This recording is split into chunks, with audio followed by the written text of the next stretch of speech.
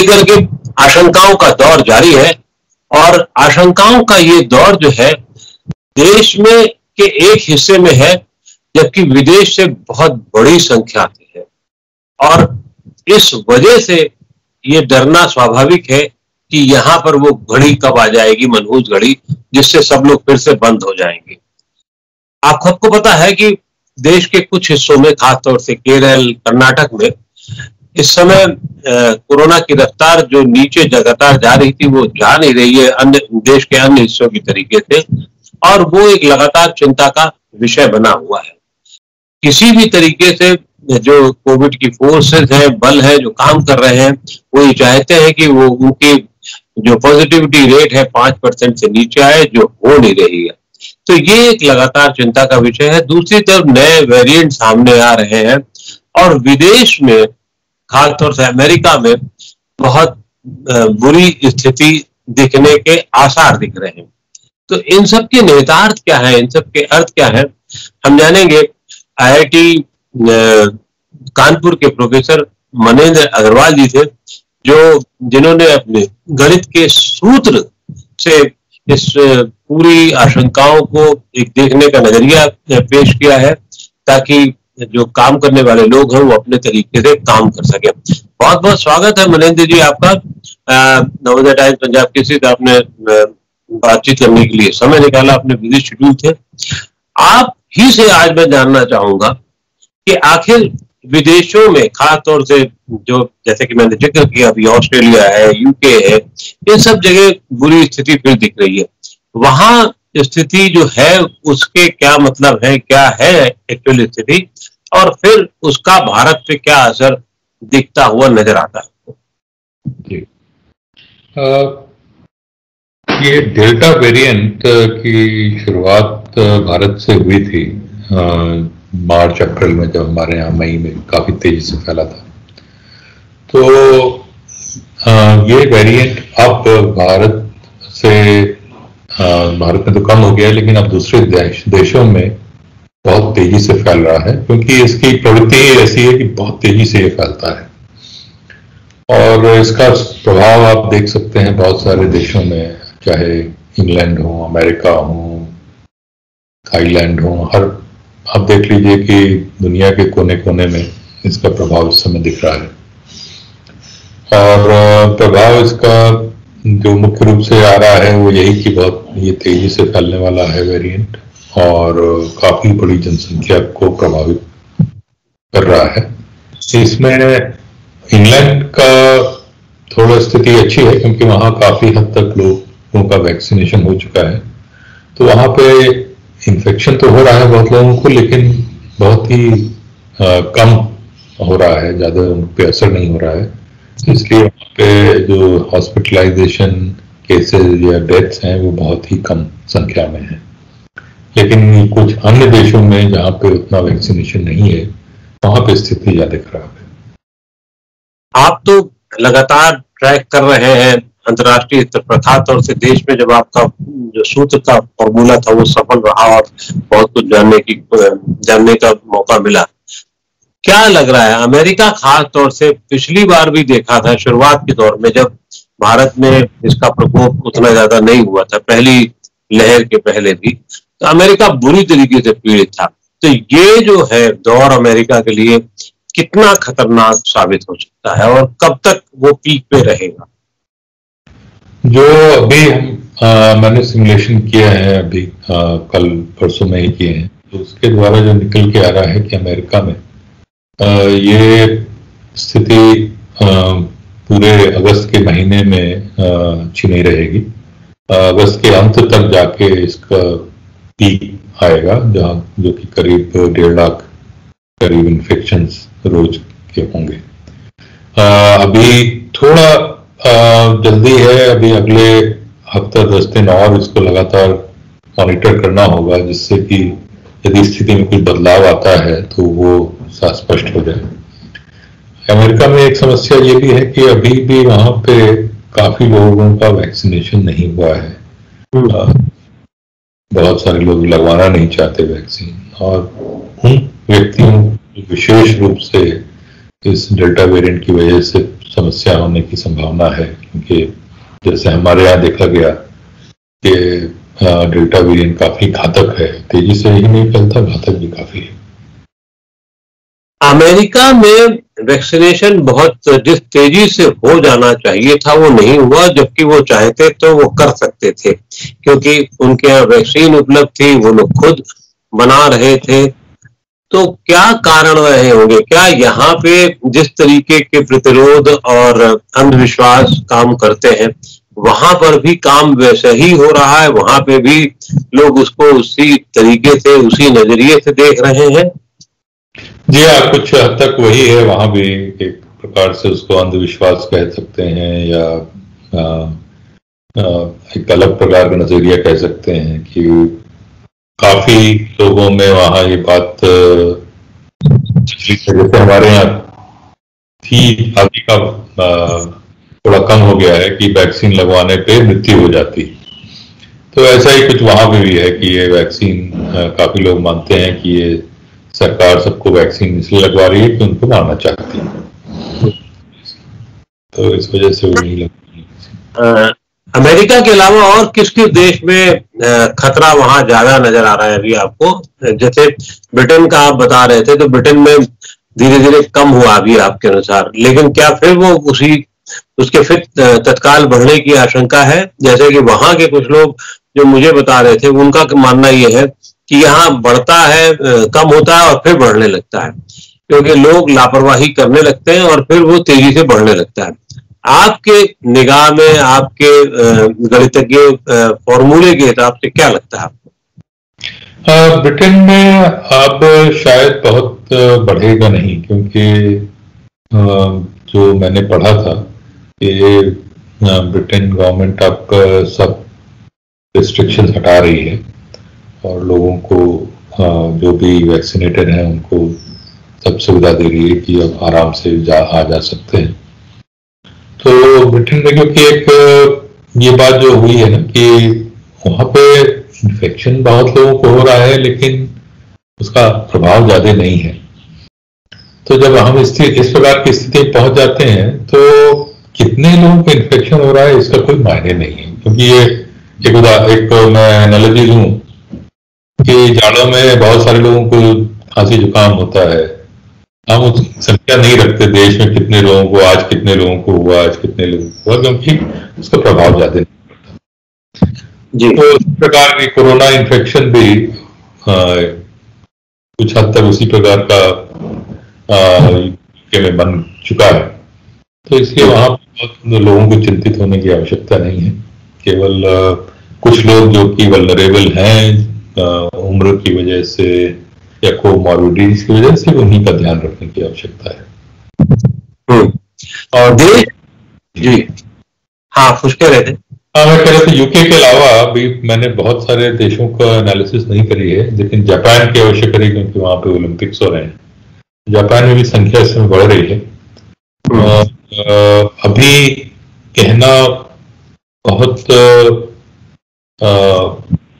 Confidence के साथ मुश्किल है कि कब तक बढ़ेगी और कितनी बढ़ेगी, क्योंकि हमारे मॉडल में एक ड्रिफ्ट पीरियड होता है जब पैरामीटर वैल्यूज बदल रही होती हैं। तो जब ड्रिफ्ट पीरियड चल रहा होता है तो क्या भविष्य में किस प्रकार की ट्रेजेक्टरी होगी वो बताना थोड़ा मुश्किल होता है। तो जापान इस समय ड्रिफ्ट पीरियड में है, तो अगले हफ्ते 10 दिन उसको जब आशक अनुसार वो स्टेबलाइज कर जाएगा तब फिर से बताया जा सकता। अभी जो लग रहा है मोटा मोटा वो ये कि अगस्त के बीच में अपने होगा। देश के जिस हिस्से में इस समय कोरोना उतार पर नहीं हो रहा है, ये एक तो उसका जरा थोड़ा विस्तार से बताएं कि क्या वजह है और किन किन हिस्सों में किस तरीके की समस्याएं क्या आ रही हैं, ताकि आम आदमी ये समझ सके कि अगर उसने भी ये गलती की जहां अभी नहीं है तो क्या होगा।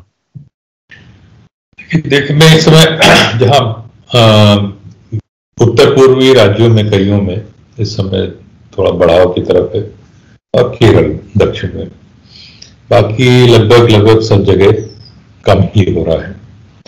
तो उत्तर पूर्वी राज्यों में तो समझ में आता है, क्योंकि वो वहां पे डेल्टा वेरिएंट थोड़ा देर में गया, तो उसकी वजह से उसको थोड़ा समय लगा वहां बढ़ने में। और मुझे लगता है कि ज्यादा वहां पे समस्या नहीं होगी, कुछ दिनों के बाद वो कम होने लगेगा। केरल का एक अलग ही केस है। वहां पे दरअसल वहां की सरकार ने अपनी स्ट्रैटेजी एकदम भिन्न रखी है अन्य राज्यों के मुकाबले। अगर आपको ध्यान हो, पिछले साल जब वहां पे बढ़ना शुरू हुआ था मार्च अप्रैल में, सबसे पहले केरल में ही बढ़ा था। तो वहां पे गवर्नमेंट ने स्ट्रैटेजी ये रखी कि सब कुछ कंटेनमेंट जोन बहुत सारे बना दिए जिससे कि उनसे बाहर बढ़ ना पाए वायरस, और उसको वहीं कंटेनमेंट जोन के अंदर ही रख के वहां पे समाप्त कर दिया। मई तक आते आते पिछले साल वहां पे वायरस लगभग समाप्त हो गया था। तो उस समय बड़ी उसकी अच्छी मानी गई थी ये स्ट्रैटेजी और काफी तारीफ भी हुई थी। तो ये एक अलग प्रकार की स्ट्रैटेजी है कि आप पैंडेमिक को, वायरस को बढ़ने ही न दें, उसको दबाए, जहां भी थोड़ा सा डिटेक्ट हो पूरा उसको कंटेनमेंट जोन बना के समाप्त कर दें। केरल ही नहीं, कई देशों ने भी ये स्ट्रैटेजी अडॉप्ट करी है, जैसे साउथ कोरिया, चाइना, ऑस्ट्रेलिया, इस तरह के सिंगापुर में भी इसी तरीके का किया जाता है। सिंगापुर में भी यही स्ट्रैटेजी। तो ये स्ट्रैटेजी थोड़ा रिस्की होती है, इस प्रकार से रिस्की होती है कि आपको काफी समय तक लगातार कंट्रोल करने की आप में क्षमता होनी चाहिए, न सिर्फ सरकार में बल्कि आम जनता में भी। उनमें इतना डिसिप्लिन होना, वो साल भर, 1.5 साल भर, जितना भी समय उसमें एकदम उसको बना के रखें, कंटेनमेंट जोन का पालन करें और सरकार का सहयोग करें कि भाई इसमें इसको बढ़ने ना दें। तो जहां भी ये सब है, और दूसरी एक और बात है कि वहां पॉपुलेशन डेंसिटी थोड़ा कम होनी चाहिए। जहां पॉपुलेशन डेंसिटी ज्यादा होती है वहां इसका पालन करना मुश्किल होता है। तो कई देशों में जैसे साउथ कोरिया है, ऑस्ट्रेलिया है, यहाँ पे ये स्ट्रैटेजी, सिंगापुर में थोड़ा पॉपुलेशन डेंसिटी ज्यादा है लेकिन वहां पे उनका कंट्रोल बहुत अधिक है, तो वहां पे सक्सेसफुल रही है। केरल में शुरू में सक्सेसफुल रही लेकिन उनको लगातार उसी स्ट्रैटेजी को वो लोग करते रहे, तो अब बाद में वहां पे उसको उतना सक्सेस नहीं मिली। और उसका एक नुकसान ये होता है कि आपके यहाँ, क्योंकि आप लगातार बढ़ने ही नहीं दे रहे हैं, तो पॉपुलेशन में इम्यूनिटी कम रहती है, रह जाती है। केरल में जैसे इस समय आईसीएमआर का सेरो सर्वे आया है, वहां पे 50% से भी कम इम्यूनिटी है, जबकि पूरे भारत का एवरेज देखें 70% के आसपास है। और क्योंकि कम इम्यूनिटी वहां पे है, इसलिए आगे भविष्य में संभावना बहुत है। और वहां कंटेन नहीं कर पाए हैं वो लोग, को प्रयास पूरा किया लेकिन नहीं कर पाए, तो अब फैल चुका है वहां पे। क्योंकि इम्यूनिटी कम है पॉपुलेशन में, तो अब बढ़ता जा रहा है, वो उसको मैनेज नहीं कर पा रहे। प्रयास कर रहे हैं, तो उन प्रयासों की वजह से ये हो रहा है कि संख्या बहुत तेजी से ऊपर नहीं जा रही है। आप देखेंगे 14 से 17 हजार के आसपास पिछले काफी समय से वहां नंबर्स हैं, तो एक तरीके का प्लेट्यू टाइप का है। तो उन प्रयासों की वजह से है कि बढ़ने ना दे संख्या को ज्यादा, लेकिन कम भी नहीं कर पा रहे वो लोग। और यदि इसी प्रकार से चलता रहा तो अभी केरल में काफी समय तक स्थिति ऐसी ही रहेगी, क्योंकि वहां जब तक वहां पे 70% जनसंख्या में इम्यूनिटी नहीं आती है, तब तक कम होने की संभावना नहीं दिखती। एक तरफ दो विरोधाभासी बातें हैं। एक तरफ केरल के लिए ये बात कही जा रही है कि वो वहां इम्यूनिटी या हर्ड इम्यूनिटी ज्यादा, मुझे लगता है सही शब्द है उसका, वो 70-75% तक होने नहीं दी जा रही है। दूसरी तरफ जहां चाहे वो दिल्ली ले लीजिए, शिमला ले लीजिए, मसूरी ले लीजिए, लोग मस्ती में, मार्केट में और पर्यटन स्थलों में खूब मजे मौज मस्ती कर रहे हैं, तो वहां ये डर हो रहा है कि अरे बाप रे बाप फिर से कहीं ना बढ़ जाए। तो हम मतलब हर्ड इम्यूनिटी उनको तो होने नहीं दी जा रही है, और यहाँ हो रही है या हो चुकी तो भी एक डर है। ये एक अजीब सा, आपको इत्तेफाक नहीं लगता? नहीं, देखिए, हर्ड इम्यूनिटी उत्तर के राज्यों में लगभग आ चुकी है। अब अगेन ICMR का सेरो सर्वे डेटा अभी पूरे राज्यों के अनुसार उन्होंने पूरा नहीं रिलीज किया है, लेकिन कुछ अन्य सेरो सर्वे जो हुए हैं कुछ प्रदेशों में, उनसे जो निकल के आ रहा है वो यही कि वहाँ सब कई प्रदेशों में हर्ड इम्यूनिटी आ चुकी है। और इसीलिए अगर आप देखें, ये बात काफी समय से चल रही है कि मेरे ख्याल से जून से ही कि इतने भीड़ पर लोग भीड़ में निकल रहे हैं, हिल स्टेशन पे जा रहे हैं, लेकिन 1 महीने से अधिक हो गया उसको, लेकिन कहीं संख्या बढ़ नहीं रही। तो उसका कारण यही है कि हर्ड इम्यूनिटी की स्थिति आ चुकी है। लेकिन इसका ये मतलब नहीं है कि एज एन इंडिविजुअल, मैं व्यक्तिगत अपनी बात करूं या किसी भी व्यक्ति की बात करूं, कि उनको नहीं होगा। व्यक्तियों को फिर भी हो सकता है, और यदि वैक्सीनेशन नहीं है तब तो ज्यादा कठिन स्थिति आने की भी संभावना है। तो अपना ख्याल तो सबको स्वयं ही रखना होगा। हर्ड इम्यूनिटी आपका ख्याल नहीं रखेगी। हर्ड इम्यूनिटी सिर्फ ये करेगी कि बहुत अधिक संख्या में लोगों को नहीं होगा, लेकिन एक व्यक्ति को भी तो हो ही सकता है, और वो व्यक्ति आप भी हो सकते हैं अगर आप अगर सब जगह बिना मास्क पहने जाएंगे, भीड़ में घूमेंगे तो।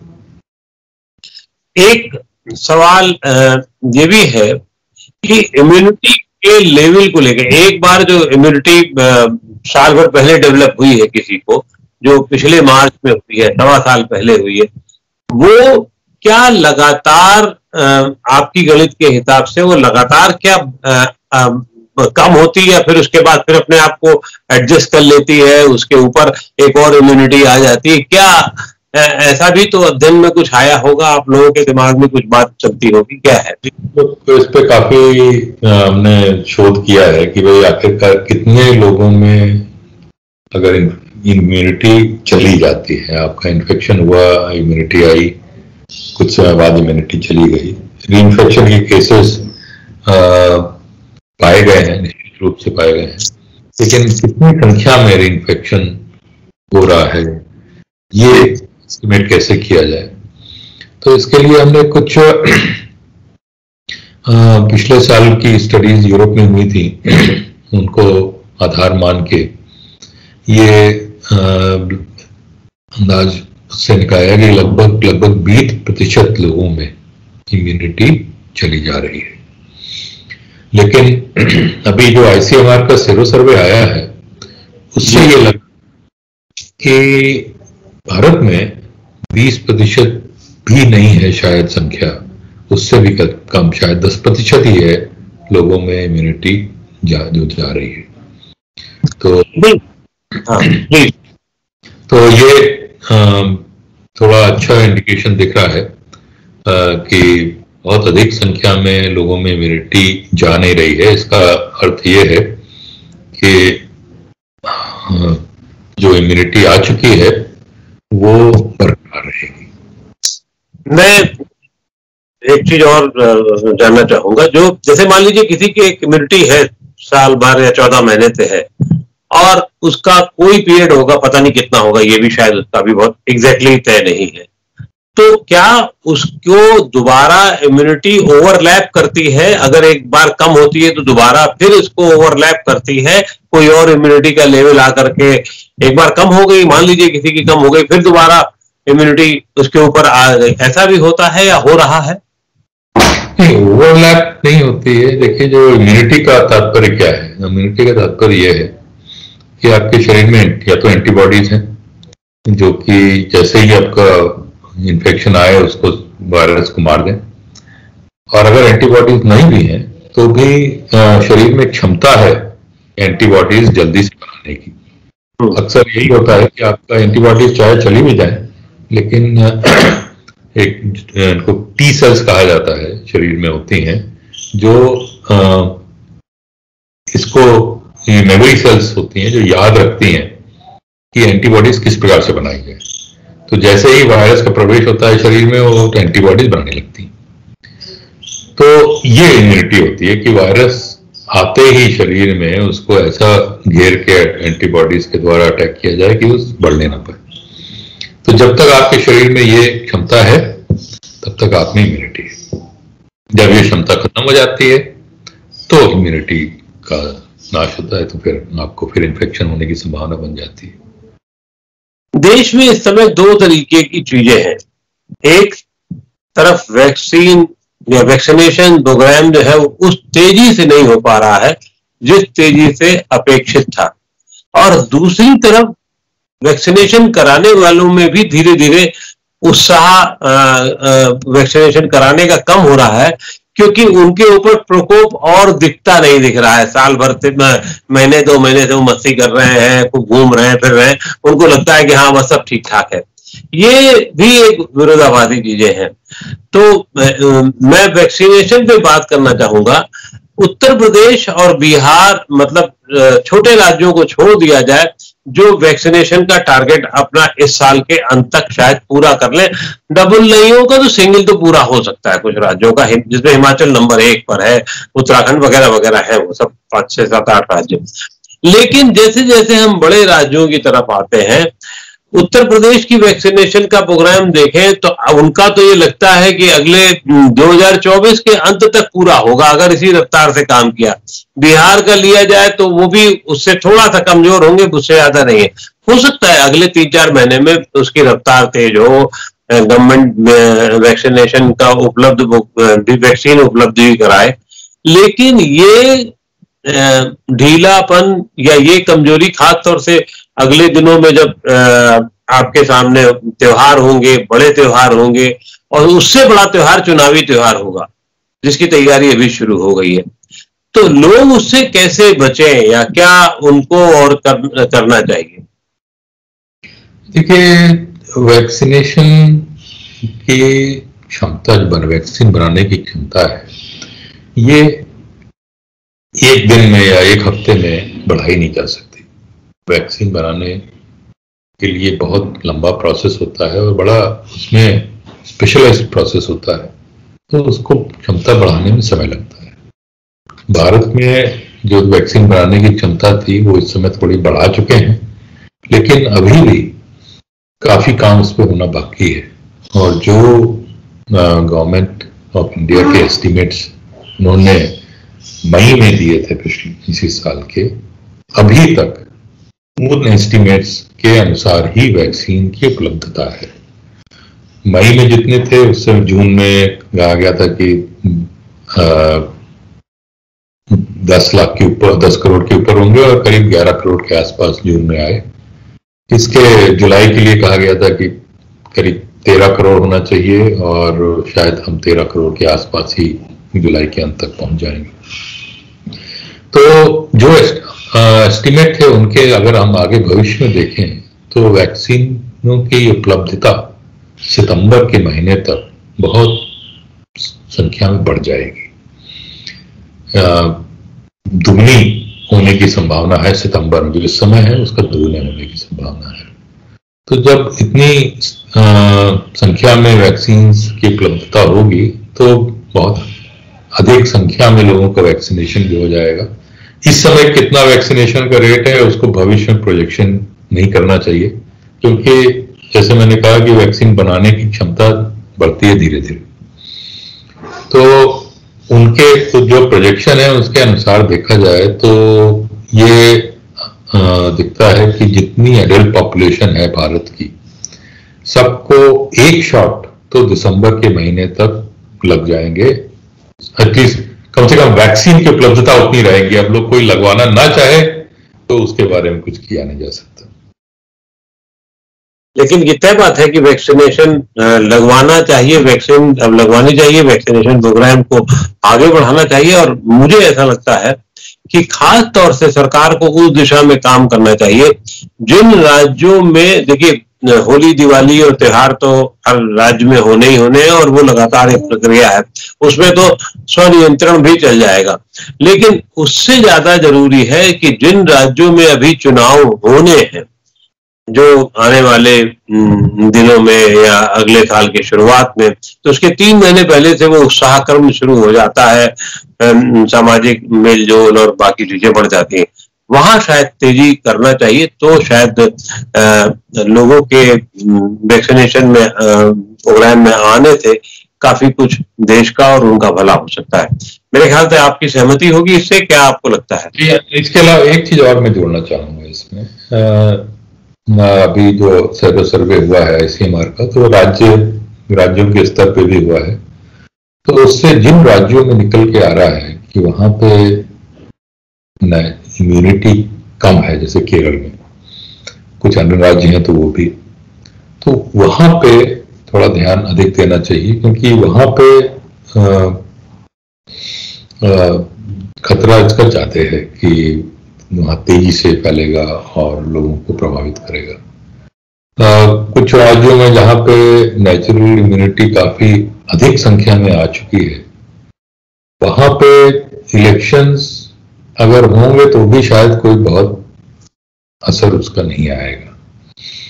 तो ये दोनों चीजें देखनी चाहिए। ये मैं मानता हूं कि जहां इलेक्शन होंगे वहां लोग भीड़ भाड़ में ज्यादा जाएंगे, निकलेंगे बाहर, इसलिए उनकी संभावना ज्यादा रहेगी इन्फेक्शन होने की, तो वहां पे भी थोड़ा ध्यान देने की आवश्यकता है। लेकिन साथ ही साथ ऐसे राज्यों में जहां पे इम्यूनिटी का स्तर कम है।